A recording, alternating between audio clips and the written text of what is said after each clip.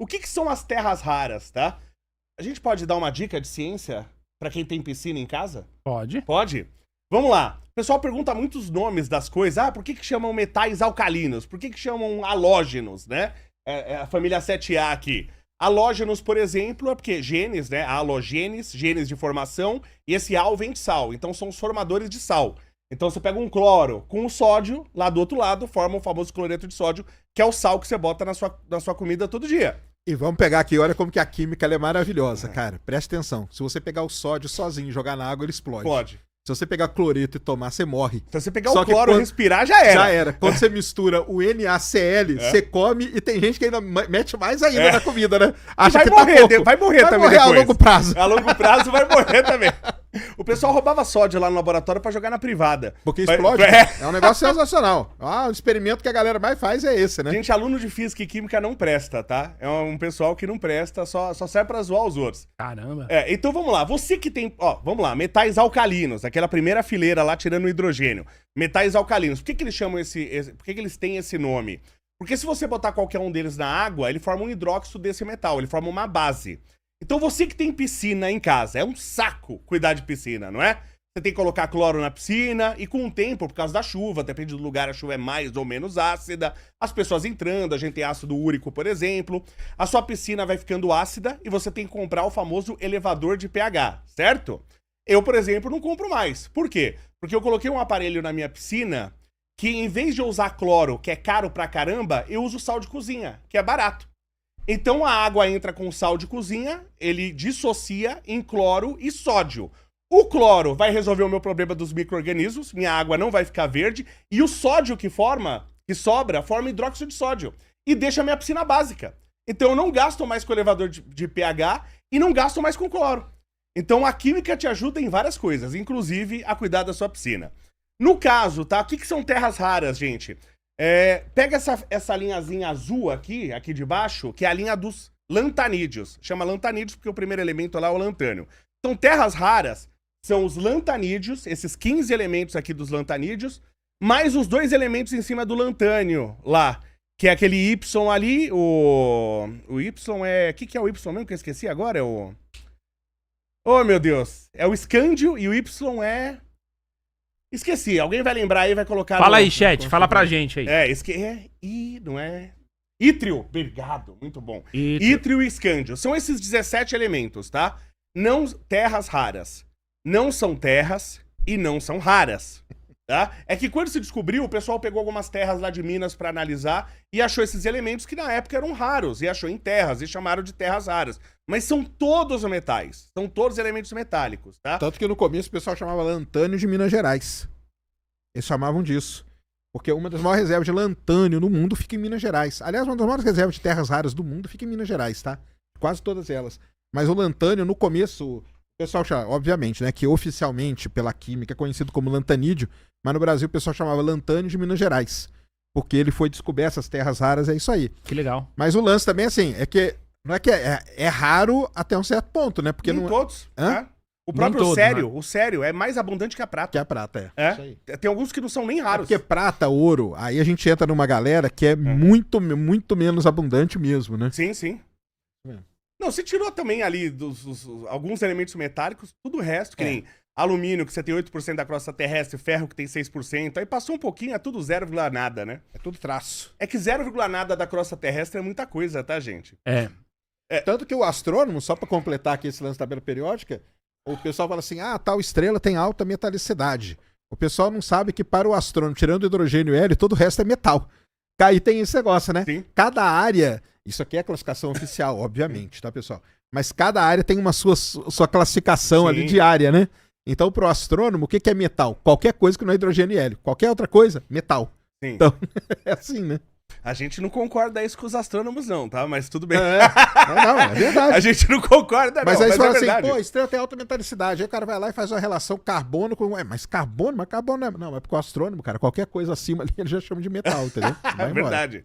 Mas vamos lá, por que é importante esses elementos, tá? Do mesmo jeito que aconteceu ali, final do século XIX, início do século XX, a especialização do trabalho, então, em vez de um grupo de pessoas fazer um carro, não. essa pessoa vai ser especializado no chassi, essa vai ser especializado no motor, aí as pessoas se especializam e o trabalho é muito mais rápido, porque agora você é especializado. Por isso que você vê aqueles chineses dos videozinhos lá, o cara fazendo, sei lá, uma torta, e o cara... e ele faz 200 tortas por minuto, porque ele se especializou em fazer só aquilo. Do jeito que a gente tem a especialização do trabalho, deveria existir, porque não existe ainda, mas deveria existir a especialização dos materiais. Você ter material especializado para cada coisa. Por que eu falo que ainda não existe? Porque, por exemplo, na medicina o pessoal ainda usa fio de Kirchner, que é uma coisa que apareceu no começo do século XX, quando descobriram o aço inox. Ou esse aço inox é bom. Aí apareceu esse fio de Kirchner lá, porque um médico usou, e os caras estão usando isso aí há 100 anos. E é a mesma porcaria, e a gente tem coisas muito melhores. Tem um trabalho meu... Mas aí por que será? Você acha que é o quê? Eles esperam Porque assim, deve ter lugar que já tem estudo, né? Pra usar outros materiais, né? Mas fala assim, de maneira abrangente, eles têm um pouco do quê? As áreas não se conversam. Isso mesmo? sempre me deu desespero na universidade. Então os trabalhos... Eu brigava muito com isso lá. O trabalho A galera de TCC, da materiais não conversa com... Não, o pessoal da engenharia mecânica não conversa com a de materiais. E são engenharias. Quanto mais o cara da engenharia mecânica conversar com a fisioterapia. Onde ele pode resolver, onde ele já tem uma solução mecânica pra demanda da fisioterapia. Ele já tem a solução pro problema deles, mas eles não se conversam. Mas você acha que isso tem mudado aí? Principalmente pegando a galera da medicina hoje que já tá não usando tem as impressoras 3D, essas coisas, você acha que não? Não, isso sim, porque são coisas que se popularizaram independente da área, mas as áreas não se conversam nas universidades. Isso é triste, isso é absurdamente triste. Tem razão. Né? E isso tem um problema na produção de conteúdo também, que quem escreve muitas vezes não é quem dá aula, né? Esse é um detalhe interessante, que a pessoa que escreve, produz artigos e faz a pesquisa, muitas vezes ela não é a pessoa que tá dando aula. E aí, no final das contas, o que acontece? Acaba se dando aula de um conteúdo e, na verdade, está pesquisando, escrevendo sobre outro. E até esse conteúdo virar uma questão universal demora muito tempo. É que os perfis são diferentes. O cara que faz pesquisa, via de regra, ele não gosta de dar aula. Via de regra, tá? Ele não gosta. Mas aqui é obrigado, né? Aqui é obrigado. Aqui você é obrigado. Países também. Só que aí o que você faz é o seguinte, você põe alguém pra dar aula que você não Que é uma baita sacanagem. Muita gente faz isso, cara. Muita gente faz isso. Então, são perfis diferentes. Eu, por exemplo, a minha vocação é pra ser professor, é pra dar aula. Eu gosto de fazer pesquisa, mas odeio a burocracia de publicação. Odeio, me dá ódio a burocracia de publicação. Então é uma coisa que eu não gosto. E tem gente que não, que já tem todas as manhas de publicação, o cara publica qualquer coisa. Entendeu? Ele soltou um pum no banheiro e o cheiro foi diferente, ele publica. Então isso aí é uma coisa que me incomoda bastante. Mas só pra vocês terem uma ideia, por exemplo, existe hoje quando você tem um trauma, você quebra alguma coisa e você vai colocar uma prótese metálica. 2 metais que são mais utilizados, aço inox e titânio. Calma que vamos chegar na terras raras. São os que é mais utilizado. Uma liga de titânio e aço inox. Há muito tempo se está usando o aço inox com cobalto. Esse aço inox, assim como várias outras coisas utilizadas na medicina, ela vem da engenharia, vem de problemas mecânicos. Sim. Esse aço inox com cobalto, ele veio com a promessa de maior resistência à corrosão. E a gente precisa de resistência à corrosão no corpo humano. Então vamos usar esse aço. Só que tem um trabalho meu publicado, se você procurar meu nome aí, procurar corrosão, você vai achar. É um trabalho que eu fiz há mais de 20 anos atrás. Eu peguei esse aço e falei, peraí, legal, ele é bom para corrosão em motores. Qual o motor? É a gasolina, é o a álcool, é o a diesel? Qual o motor que ele é melhor? Então eu fiz em 3 meios diferentes e mostrei que depende do meio, ele é melhor, depende do meio, ele é muito pior. E no corpo humano, ele é melhor ou é pior? Eu não sei. Eu não fiz tudo. Eu não sei simular o meio do corpo humano para corrosão. Eu não sei. Entendeu? Não é minha área. A galera de medicina não fez esse estudo e comprou esse aço inox com cobalto. E tá usando. E ninguém sabe se é melhor ou se é pior. Então é um estudo que precisa ser feito. E não está fazendo. E aí você tem problemas de fadiga, precisa uma corrosão, ele nucleia uma trinca pra fadiga, e uma prótese que era pra durar 40 anos da pessoa, pode durar 4. E aí se a pessoa vai 4 anos, vai ter que passar por outra cirurgia. Mas vamos lá, a especialização do trabalho que eu falei pra vocês. Só uma coisa, a gente pode colocar a tabela periódica de novo? Vamos lá, só de curiosidade, tá? Tem alguns elementos aqui, como esse európio ali. Por exemplo, você pegar o európio, se eu não me engano é o európio, o térbio e o itérbio, esses 3 aqui. Esses 3 elementos, por exemplo, em todo celular que você tiver, toda TV que você tiver na sua casa, ele é responsável pelas cores verde, vermelho e azul. Então, o que dá as cores... RGB, né? Isso, você não tem nenhum monitor, nenhum celular colorido hoje, com a tecnologia de hoje, se você não tiver esses 3 elementos. São 3 elementos e são 3 elementos terras raras. Vocês vão perceber que tem muitos nomes, tipo, estranhos. Disprósio, escândio, tório. Tório não é terras raras, só pra deixar claro. Tório e urânio é actinídeo. Nióbio também, eu vi, às vezes fala, mas não é. falou que era nióbio. Não, mas é normal a confusão, isso não tem nenhum problema, tá? Mas nióbio é metal de transição, também não é terra... O lítio também, né? Ele não é terra rara. Não, né? não, lítio também não. Mas ele entra como um elemento... São elementos aí que atualmente tem uma aplicação, depende né? de que não tem problema, você não tem problema. Só pra deixar claro, terras raras mesmo é o lantanídeos e mais lá o ítrio e o escândio. Esses nomes, escândio, tório, eles têm... Tório vem de Thor, tá? Do deus Thor, do trovão. Porque uma boa porcentagem desses elementos foram descobertos em países nórdicos. Então por isso que eles têm esses nomes escabrosos. Disprósio. Que diabo é um disprósio? Eu nem sei o que é, né? Neodímio, praseodímio. Os nomes, apesar que esses acho que não vêm do escandinávio. Mas vamos pegar o sério, por exemplo, elemento sério. Vocês sabiam... Você conhece o material... Você é nerd também, né, Sergião? Mais ou menos? Você lê quadrinhos? Gosta de filmes da Marvel? Já li bastante. Então tá igual eu. Leu bastante também no passado, né? Hoje não dá tempo de ler. Mas, né? Você conhece o metal do escudo do Capitão América, né? Sim, claro. Boa, o vibrânio. Vibrânio. Isso. Vocês sabiam que o vibrânio existe. O material vibrânio, ele existe. Olha o corte. O vibrânio existe, Vibrânio né? existe. O vibrânio existe de verdade. E existe há muito tempo. Que é o que a gente chama de ferro fundido cinzento, tá? Ferro fundido cinzento, como ele é uma estrutura metálica, e o metal, você pegar uma chapa metálica, você bater aqui, ela vibra a chapa toda.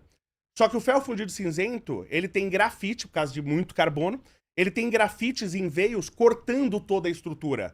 Então toda a porção de metal nesse ferro fundido, ele é ilhado. Então o metal, ele conduz a vibração. Se você pegar um diafasão, é de metal, você bate, ele... Pega um grafite grosso de lapiseira e bate se ele vibra. Ele não vibra. Então, esse ferro fundido, ele não deixa as vibrações propagarem. Onde que a gente usa? Motor de carro. Porque eu não quero que a vibração se propague. Então, motor de carro é feito assim. Só que, tá? O ferro fundido, ele é muito bom para vibração. Muito bom. Ele é o vibrânio. Ele é o nosso vibrânio. O ferro fundido cinzento.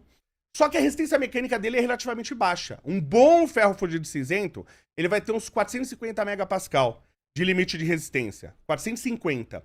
Se eu adicionar o sério, ele vira ferro fundido nodular e a resistência mais que dobra, vai para até 1000. De 450 vai para 1000. Então é um metal de uma outra qualidade, muito melhor, que eu consigo fazer com uma adição de sério. Claro, dá para fazer com magnésio, dá para fazer de outras maneiras. Mas o sério transforma. Então é um elemento para quê? Para especialização de materiais. Hoje, por exemplo, a hora que você quiser interromper, à vontade, Sergião. Esses elementos aqui das terras raras, tá, gente? Eles têm algumas propriedades, tanto propriedades magnéticas, como propriedades ópticas. Ou térmica, né? Também. Térmicas, perfeito. Propriedades de catalisador, que nenhum outro elemento tem. Por exemplo, a gente vai fazer... Você tem pás hoje, acho que na Holanda tem pá de 300 metros, né? Tem umas pás absurdas, as pás eólicas, o Sérgio entende disso aí mais do que eu. Aí você faz um movimento, toda vez que você tem um ímã, um campo magnético variando em relação ao condutor, você tem a geração de uma corrente elétrica. Quanto mais forte é o ímã, mais você consegue induzir tensão. Não tem ímã mais forte no planeta do que do neodímio. Não tem. Então, se eu não usar terra rara, a minha eficiência energética no planeta despenca na geração de energia eólica. E 15% da energia gerada no Brasil é eólica. 15%. Imagina, a gente já tá uma desgraça de geração de energia nesse país. A gente não gera o que precisava. Imagina se diminuir a eficiência. E outra coisa, mas vocês sabem que se eu pegar um ímã e aquecer, dependendo da temperatura, ele desmagnetiza. Se eu quiser aumentar a resistência do ímã de neodímio, eu vou ter que colocar disprósio. Se eu quiser aumentar a densidade, o fluxo magnético, eu vou colocar praseodímio. Ele aumenta isso. Então, quando eu quero especializar ainda mais esses elementos de terras raras, eu uso o quê? Outras terras raras. Então, o mundo hoje, a tecnologia, todo mundo moderno que a gente chama hoje, o primeiro carro elétrico, não foi o primeiro, mas o primeiro que ficou famoso no mundo, que foi o Prius, não existiria sem terras raras.